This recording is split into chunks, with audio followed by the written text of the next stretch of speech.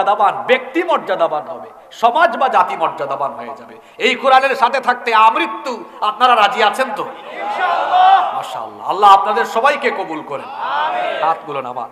আমি তো চেয়েছিলাম আপনাদেরকে 12টায় ছুটি দিব, কিন্তু আপনাদের মেহমান সম্মানিত মেয়র সাহেব আসবেন, এজন্য বলা হয়েছে তিনি হয়তো 10-12 মিনিটের মধ্যে আসবেন। আপনারা 10-12 মিনিট শুনবেন তো আরো, নাকি শুনবেন না? আচ্ছা, কোরআনের আরেকটা নাম হলো হাকিম। কোরআনের আরেকটা নাম কি? এটা 4 নাম্বার বলছে হাকিম। 1 নাম্বার তো কোরআন তো বললামই, কারীম, মাজিদ, এরপরে কি? আপনাদের পছন্দের একটা সূরা আছে না,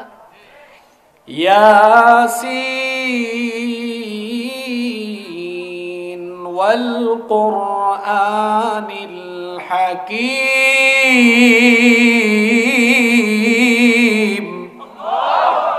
বিজ্ঞানময় কোরআনের কসম, এই কিতাবকে আল্লাহ বিজ্ঞানময় কিতাব বলেছেন। সুবহানাল্লাহ কি বাড়ি গিয়ে বলবেন? হ্যাঁ, এটাকে কি আপনারা শুধু ঝাড়ফুঁকের কিতাব মনে করেছেন যে হুজুররা এটা পড়ে শুধু পানি ফু দিবে? এটা ঝাড়ফুঁকের কিতাব? নো, এটা বিজ্ঞানময় কিতাব। There is no contradiction between the Holy Book Quran and science. কোরআনের সাথে বিজ্ঞানের কোনো দ্বন্দ্ব নেই, বরং বিজ্ঞান দিন দিন যত সমৃদ্ধ হচ্ছে, কোরআনের আশ্চর্যান্বিতার কাছে বিজ্ঞান এবং বিজ্ঞানীরা অবাক হয়ে যাচ্ছেন কোরআনের মুআজিজার কাছে।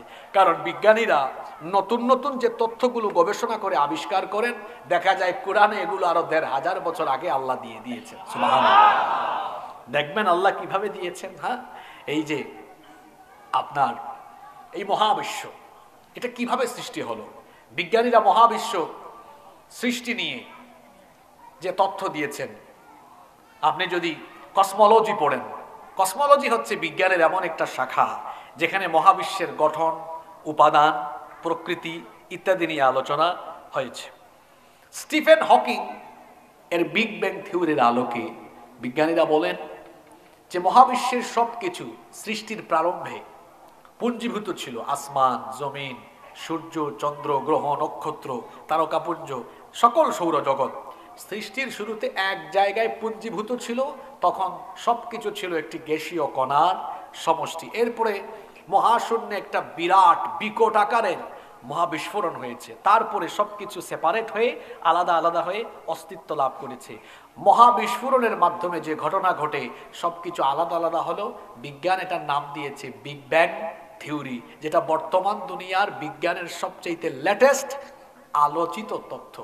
কিন্তু আপনি জানলে অবাক হয়ে যাবেন, এই যে বিগ ব্যাং থিওরি বা মহাবিশ্ব সৃষ্টির এই উৎপত্তির ধারণা কোরআনুল কারীমে আল্লাহ তাআলা আরো 1500 বছর আগে তুলে দিয়েছেন। সুবহানাল্লাহ। কোরআনে কারীমে আল্লাহ কি বলছেন শোনেন। আল্লাহ তাআলা বলছেন, আওয়ালাম ইয়ারাল্লাযীনা কাফারু আন্নাস সামাওয়াতি ওয়াল আরদা কানাতা রাতকান ফাফাতাকনাহুমা। অবিশ্বাসীরা কি দেখে না আসমান সমূহ আর জমিন সৃষ্টির শুরুতে সব কিছু একত্রিত অবস্থায় ছিল। আমি আল্লাহ আমার মহা ক্ষমতা বলে সেগুলোকে আমি আলাদা করে দিলাম। কিভাবে আল্লাহ আলাদা করলেন অন্য আয়াতে আল্লাহ আরো সুন্দর করে বুঝায় দিলেন।